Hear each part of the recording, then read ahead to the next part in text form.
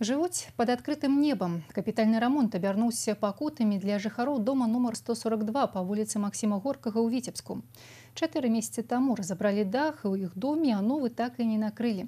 У нягоднасць прыходзяць сцены, вокны ў кватэрах і балконы.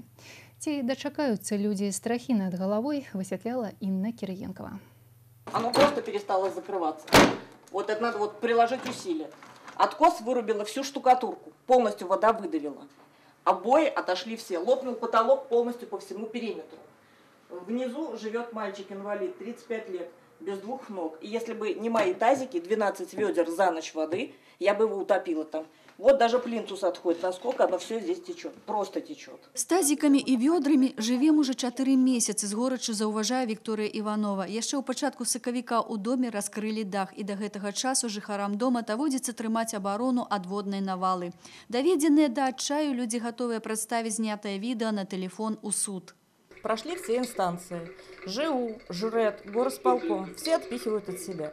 У меня течет на 3-м этаже. Есть еще 4-й этаж. Течет у всех. Крышу нам так и не накрывают. Ва ўсім доме ў кватэрах вільгаць, па сценах пайшла плесень і грыбок. Распачалі рамонт, аднак вымушаны былі спыніць работы, заўважае Святлана. Усё бессэнсоўна. Шпалеры не трымаюцца, стены рушацца. Вот в таких условиях у нас ребенок делает уроки. С потолка все сыпется у нас. Ремонт мы не можем доделать, потому что у нас все течет кругом. У аварийный стан пришли и балконы. Люди непокоятся, у любой момент яны могут обрынуться.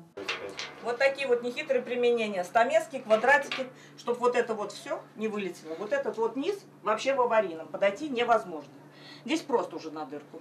В Доме управления написано и жалоба, и заявка на балконное остекление, а вверх, если посмотреть, он просто упадет. Двухпавярховы дом быў пабудаваны ў 1949 годзе без фундамента. Потым яшчэ 2 паверхі надбудавала віцебская кампанія «Дельта». Гэтае, што выйграла тэндэр і зараз займаецца рамонтам даху. І пакуль безвынікова, вось уже на працягу 4 месяцаў. Там были недочеты кое-где в проектно-сметной документации. Там не совсем были понятны разработанные узлы. Вот. И, в принципе, вносились тут изменения в проектную документацию. На сегодняшний день работы уже возобновляются на этой кровле. Проектом предусмотрено ремонт кровли, то есть полная замена кровельного покрытия и системы водостока.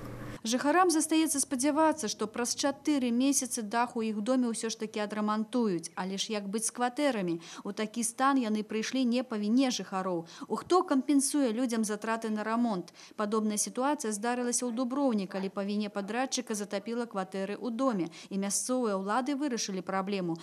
Прымусілі нядобрасумленных забудоўшчыкаў кампенсаваць жыхарам нанесены ўрон. А вось уладальнікам пакутнай 4-павярхоўкі ў Віцебску свае правы па ўсім відаць, давядзецца адстойваць у суде. Інна Кирыенкова, Леонид Табола, навіны Віцебск.